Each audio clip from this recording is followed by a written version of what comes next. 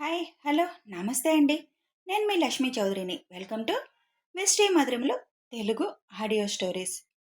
మనసా Smarami part 148తో మీ ముందుకు వచ్చేసాను. కథలోకి వెళ్లే ముందు వీడియోకి లైక్స్ హైప్స్ ఇవ్వడం మర్చిపోకండి యార్. రోజు చెప్తున్నా, అస్సలు మీరు స్పందించడం లేదు. ఇక కథలోకి వెళ్దాం. ధనంజయ్ జైలుకొచ్చి ప్రభాకర్ని మంచి ప్లాన్ చెప్పమని అడగడంతో, దానివల్ల నాకు ఉపయోగం ఏంటి? ఇకేం జరిగినా నేను ఈ జైల్లో మగ్గాల్సిందే కదా అని అంటాడు ప్రభాకర్. మరి వాడి మీద పగ తీర్చుకుంటేనే కదా నీ మనసుకి కొద్దిగా అయినా ప్రశాంతత వచ్చేది. ఇక నిన్ను బయటికి తీసుకొచ్చే అవకాశం అయితే లేదు కదా. మరి ఆ ముఖేష్ని ఎలా బయటికి తీసుకురావాలనుకున్నారు అని అడుగుతాడు ప్రభాకర్. వాడంటే కోర్టుకు వెళ్ళడం కోసం బయటకు వస్తారు. అలా తప్పించాలని ప్లాన్ చేశాను. నువ్వింక బయటకు వచ్చే అవకాశం లేదు కదా అని అంటాడు ధనంజయ్. నువ్వు నన్ను తప్పిస్తాను అంటే నేను ఏదో ఒక ప్లాన్ వేసుకొని బయటకు వచ్చే మార్గం ఆలోచిస్తాను. అక్కడికి వచ్చాక నువ్వు నన్ను ఎస్కేప్ చేయాలి అని అంటాడు ప్రభాకర్. అది చాలా కష్టం. ఏ విధంగా బయటకు వద్దామనుకుంటున్నావు? రిస్క్తో కూడిన పని. చావుకి ఎదురు వెళ్లాల్సి వస్తుంది. చూడుదను, ఇక్కడ ఈ జైల్లో మగ్గిపోవడం కంటే బయటకు వచ్చి వాడి మీద పగ తీర్చుకొని చావడం బెస్ట్ ఏమో. 2 రోజుల్లో నేను ఏదో ఒక నాటకమాడి హాస్పిటల్లో జాయిన్ అయ్యేలా చూస్తాను. అక్కడి నుంచి నన్ను ఎలా తప్పించాలో ఆలోచించు. అప్పుడు నేనే అవనిని ఏదో ఒకటి చేస్తాను అని అంటాడు ప్రభాకర్. ధనుంజయ్ పళ్ళు నూరుకుంటూ, ఇప్పుడు వీడిని బయటకు తీసుకురావడం అంటే నా గొయ్యి నేను తవ్వుకోవడమే. నేనేదో ఒకటి చేసుకోవాలి అని అప్పటికే సెంట్రీ వచ్చి పద టైం అయిందే అని అనడంతో, నిన్ను బయటికి తీసుకురావడం అంటే అది జరగదులే, మేము ఏదో ఒకటి చేస్తాం అని అంటాడు చిన్నగా. ఆ ముఖేష్ని నమ్ముకుంటే నువ్వు అడ్డంగా బుక్ అయిపోతావు. వాడికి రౌడీయిజం చేయడం వచ్చు కానీ తెలివితేటలు లేవు, గట్స్ లేవు. 10 మందిని వెనకేసుకుని రౌడీయిజం చేస్తాడంతే. వాడితో పెట్టుకుంటే నీకు ఒరిగేది ఏమీ ఉండదు. ఆ అమ్మాయిని టచ్ చేయాలి అంటే అభిని దాటి వెళ్ళాలి. వాడిని ఎదిరించడం అంటే చావుకి ఎదురు వెళ్ళడమే. ఆలోచించుకో నువ్వే ఏ సంగతి. మళ్ళీ నువ్వు ఇక్కడికి రాగలవో లేదో. ఆల్రెడీ నీ మీద నిఘా పెట్టారంటున్నావు అని అంటాడు ప్రభాకర్. 2 క్షణాలు ఆలోచించి, సరే అయితే నిన్ను మరి కాంటాక్ట్ చేయడం ఎలా అని అడుగుతాడు ధనంజయ్. నువ్వు అదే నెంబర్ వాడుతున్నావా అని అడుగుతాడు ప్రభాకర్. మన ఇద్దరికీ మాత్రమే తెలిసిన నెంబర్ వాడుతున్నాను అని ధనుంజయ్ అనగానే, సరే అయితే దానికి నేనే ఫోన్ చేస్తాను, ఎదురు చూస్తూ ఉండు అని లోపలికి వెళ్ళిపోతాడు ప్రభాకర్. వీడింత ధైర్యంగా ఎలా చెప్తున్నాడు, ఏం చేస్తాడో చూడాలి అనుకుంటూ అక్కడి నుంచి ధనంజయ్ వెళ్ళిపోతాడు. లోపలికి వెళ్ళిన ప్రభాకర్, ఒక్క అవకాశం వచ్చింది, తప్పకుండా వాడుకోవాలి. ఇక్కడి నుంచి బయటపడితే తర్వాత పోలీసులకి దొరకకుండా ఎక్కడో అక్కడ దాక్కోవచ్చని తన గురించి మాత్రమే ఆలోచించుకుంటాడు తప్ప అదే జైల్లో తన భార్య కూడా ఉందన్న సంగతి మరిచాడు ప్రభాకర్. ఆఫీస్ నుంచి ఇంటికొస్తూ, మనం ఏం పట్టుకెళ్ళే అవసరం లేదు కదా అవని రేపు అని అడుగుతాడు అభి. వినయ్ అన్నయ్య తరపున పట్టుకెళ్లాల్సినవి చాలా ఉన్నాయి. అవన్నీ అత్తయ్య, వినయ్ వాళ్ళ అమ్మగారు కలిసి నిన్నటి నుంచి తీసుకోవడం మొదలుపెట్టారు. రింగ్స్ ఆల్రెడీ ఇంతకు ముందే కొనేశాం కదా అంటుంది అవని. మీ అన్న ఇప్పటికే ఏడుస్తున్నాడు. ఒక్కసారి పోస్ట్ పోన్ అయ్యేసరికి ఎంగేజ్మెంట్ ఎందుకురా, డైరెక్ట్గా పెళ్లి చేసేసుకుంటాం కదా అంటున్నాడు అని నవ్వుతూ అంటాడు అభి. పాపం, మరి నిజమే కదా. ఎన్నో కలలు కన్నాడు. బయలుదేరడమే అనగా ఆయన చనిపోవడం బాధగానే ఉంటుందిగా. మీకంటే అన్నీ అనుకున్నట్లు జరిగిపోయాయి. అందుకే మీకు నొప్పి తెలియడం లేదు అని అంటుంది అవని. ఏంటమ్మా, అన్నీ అనుకున్నట్లు జరిగాయా నాకు? ఆ మాట ఒకసారి నీ గుండె మీద చేయి వేసుకొని చెప్పు. మీ అన్నకేముంది కష్టం? నిశ్చితార్థం వాయిదా పడింది అంతే. కానీ నేను పడిన కష్టాలు, ఫస్ట్ నీ కోసం వెతుక్కోవడమే సరిపోయింది. తర్వాత నీ కోసం డ్రామాలాడడం సరిపోయింది. అన్నీ అనుకున్నట్టు జరిగాయంట అనడానికి నోరెలా వచ్చిందో అని అంటాడు చిరుకోపంగా. టైం దొరికితే మాత్రం దెప్పుతావు బావా. ఇప్పుడెవరు కదిలించారు? నువ్వా, నేనా? మరి మీకు తొందరగానే అన్నీ జరిగిపోలేదా అని అంటుంది అభి భుజం మీద వాలి. ఎక్కడమ్మా, అన్నీ తొందరగా జరిగింది. ఫస్ట్ నైట్ అయ్యాక సెకండ్ నైట్ అవ్వడానికి 7 నెలలు టైం పట్టింది. ఎవరికైనా అంత గ్యాప్ వస్తుందా? నాకు తప్ప అని అభి అల్లరిగా అంటాడు. ఎటు తిప్పి ఎటు వెళ్ళిన టాపిక్ మాత్రం అక్కడికే తెస్తావు బావా అని ఇల్లు రావడంతో కారు దిగి ఫాస్ట్గా లోపలికి వెళ్ళిపోతుంది. లేకపోతే నాకన్నీ తొందరగా జరిగాయంట.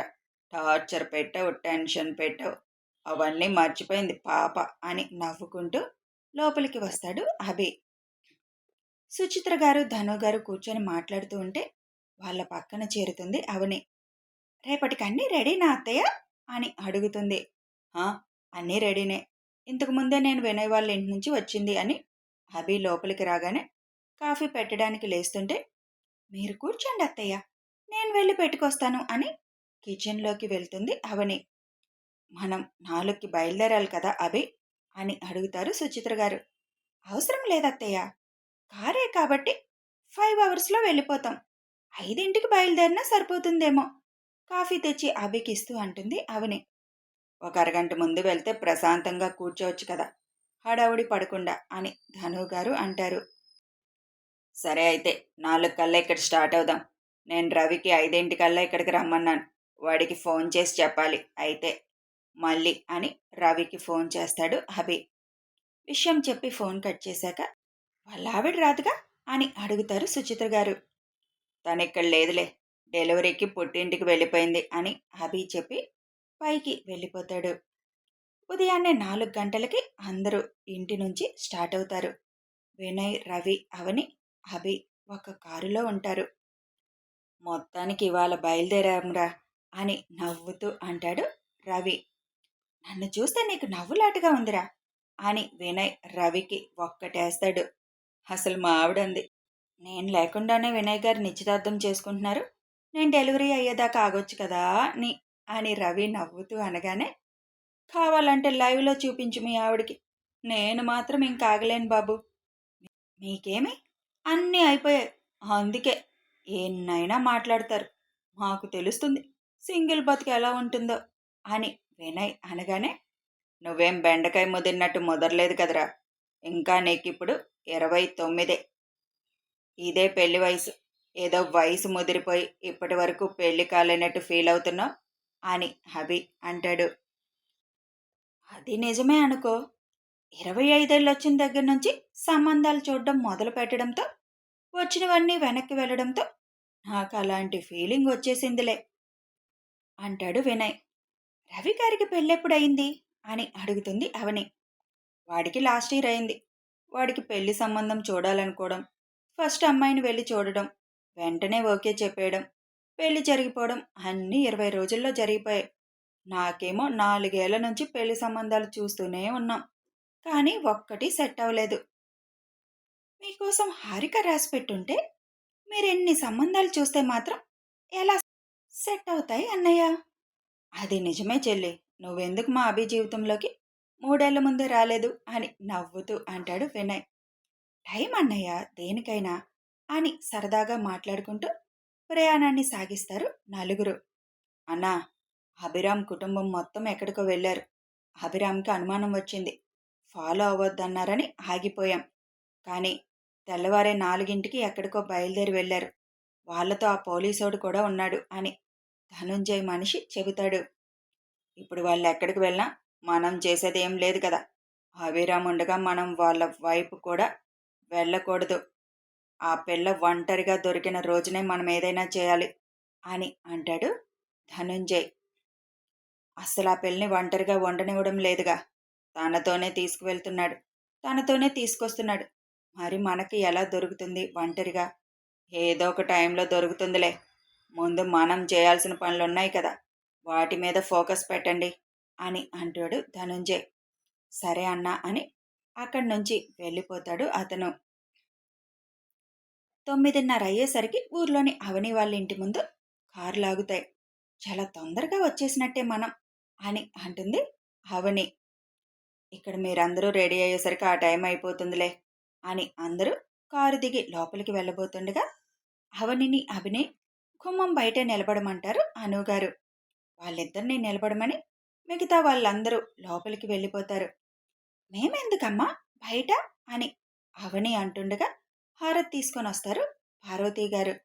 ఈ ఇంట్లో ఫస్ట్ టైం మీరిద్దరు అడుగు పెడుతున్నారు, అందుకే అని చెప్పి ఇద్దరికి హారతి ఇచ్చి లోపలికి రమ్మంటారు. ఇద్దరూ లోపలికి రాగానే దగ్గర దగ్గర 8 నెలల తర్వాత వాళ్ళు ఇల్లు చూసుకుంటున్న అవనికి ఆనందంగా అనిపిస్తుంది.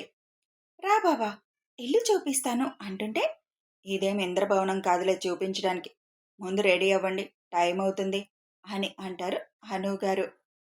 ఇంద్రభవనం కాకపోయినా మామయ్య గారు కష్టపడి ఏర్పరచుకున్న పొదరిల్లే కదమ్మమ్మ, సింపుల్గా చూడ్డానికి చాలా బాగుంది ఇల్లు అని హనుగారి పక్కన కూర్చొని అంటాడు అభి. మాటలతోనే మమ్మల్ని పడేస్తావుగా అని అంటారు హనుగారు. ఇప్పుడు ఒప్పుకున్నావు ముసలి, నీ మనోడు మాటలతో పడేస్తాడు అని అవని అనగానే, నిన్ను మాత్రం పడేయలేకపోయానుగా అని అభి హైవింగ్ చేస్తూ అంటాడు. మళ్ళీ మొదలుపెట్టారు. ఇప్పుడు అమ్మమ్మ కూడా తోడైంది మానవుడికి. ఇక నన్ను ఆడుకుంటారు, ఎందుకొచ్చిన గొడవ అనుకుంటూ నేను రెడీ అవుతాను అని లోపలికి వెళ్ళిపోతుంది. మనం ఎక్కడ మొదలు పెడతామని ఎస్కేప్ అయిపోయింది మనవడా అని హనుగారు అనగానే, అందులో ఫస్ట్ కదా మేడం గారు అంటూ ఇద్దరు నవ్వుకుంటారు. జైల్లో కూర్చున్న ప్రభాకర్ ఏం చేస్తే వీళ్ళు నమ్ముతారా అని ఆలోచించడం మొదలు పెడతాడు. ఒకవేళ తప్పించుకున్నా మళ్ళీ వీళ్ళకి దొరకకుండా ఎటు వెళ్ళాలి అని ఆలోచన కూడా మైండ్లో రన్ అవుతూ ఉంటుంది ప్రభాకర్కి. అప్పుడు గుర్తొస్తుంది జైల్లో ఉన్న తన భార్య. బయట ఉన్న తన కూతురు ఎక్కడ ఉందా అన్నది ప్రభాకర్కి సమాచారం రావడంతో కోమలికి ప్రజెంట్ ఇబ్బంది లేదు, వాళ్ళే చూసుకుంటారు. నేను బయటపడ్డానంటే భవానీ కూడా తనని తప్పిస్తానని ఆశపడుతుంది. కానీ అది జరగని పని. ఏం చేయాలి అని కాసేపు ఆలోచించి, ముందు నా సంగతి చూసుకోవాలి, తర్వాత సంగతి తర్వాత అనుకొని ప్లాన్ అమలు చేసే పనిగా ఆ రోజు నుంచి సరిగా తినబుద్ధి కావట్లేదు అన్నట్టుగా తిండి తగ్గించేయాలి అనుకుంటాడు. అందరూ రెడీ అయిపోగానే హారిక వాళ్ళ ఇంటికి స్టార్ట్ అవుతారు. అందరూ బయలుదేరారు. తమరు ఎంతసేపు రెడీ అవుతారు? అందరికంటే ముందు లోపలికి రెడీ అవడానికి వచ్చారు, ఇంతవరకు అవ్వలేదు. ఎప్పుడు లేంది ఎందుకు ఎంతసేపు చేస్తున్నావు అని అంటూ లోపలికి వస్తాడు అభి. ఈ చీర ఏంటో అస్సలు సెట్ అవట్లేదు బావా, చూడు ఎంత దారుణంగా ఉందో, అసలు కట్టుకుంటుంటే నీట్గా రావడమే లేదు, అందుకే చీర మార్చేసుకుందామని వచ్చాను లోపలికి అని అంటుంది అవని. చీర మార్చుకోవడం ఎందుకు, ఇది బాగానే ఉంది కదా, కట్టుకోవడం రాలేదని చెప్పు అని దగ్గరికి వచ్చి తన కుచ్చిళ్ళు లాగేస్తాడు అభి. ఏం చేస్తున్నావు బావా అని చీర చేతితో పట్టుకొని అడుగుతుంది. కుదరలేదన్నావుగా, కడుతున్నా అని నీటిగా కుచ్చిళ్ళు పోయడం చేస్తాడు అభి. నీకు చీర కట్టడం కూడా వచ్చా అని ఆశ్చర్యంగా అడుగుతుంది. హలో మేడం, నేను ఫ్యాషన్ డిజైనింగ్ బిజినెస్ కూడా చేస్తున్నా, అది మీరు మర్చిపోతే ఎలా? అంటే ఇంతకుముందు ఇలా ఎంతమందికి కట్టావు బావా? అవని వైపు ఒక లుక్ విసిరి, ఆడవారికి ముందు స్టార్ట్ అయ్యేదే అనుమానం కదా, అనుమానం ముందు పుట్టి తర్వాత మీరు పుడతారన్న సామెత కూడా ఉంది కదా అంటాడు హబీ. అంటే ఆ బిజినెస్లో మరి అదే చేస్తారు కదా, అందరి డ్రెస్సులు కరెక్ట్గా ఉన్నాయో లేదో, లేకపోతే వాళ్ళే డైరెక్ట్గా వెళ్ళి సెట్ చేస్తూ ఉంటారు కదా, మీరు కూడా అలా చేసే ఉంటారు అని అంటుంది అవని. చీరలైతే కట్టాను ఒక 30 సార్లు అని అంటాడు అభి.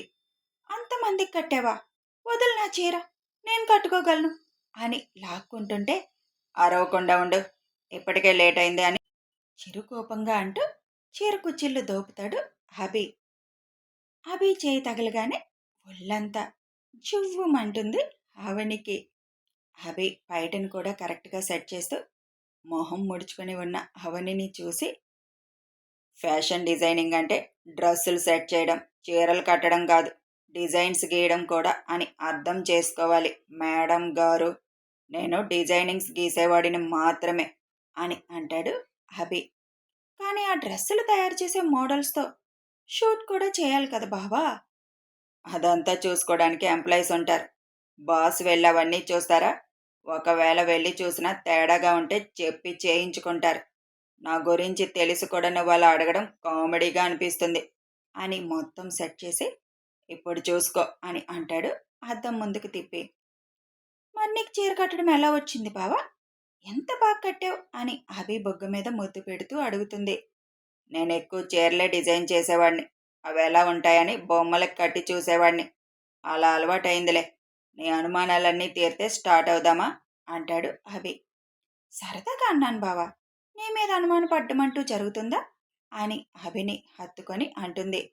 ఇప్పుడు తమరింత దగ్గరగా వస్తే మనం వెళ్ళం. ఆ వినయ్ గాడు ఏడుస్తాడు అని అంటూ అవని నుదురు మీద ముద్దు పెడతాడు. అవని వెంటనే దూరంగా జరిగి పద బావా వెళ్దాం అంటుంది. అవని కళ్ళకున్న కాటుకు తీసి తన నడుం మీద దిష్టి చుక్క పెట్టి పద అంటాడు నవ్వుతూ. ఎవరైనా దిష్టి చుక్క చెవి వెనుక పెడతారు, అలా అక్కడ పెట్టరు అంటూ బయటికి వస్తుంది.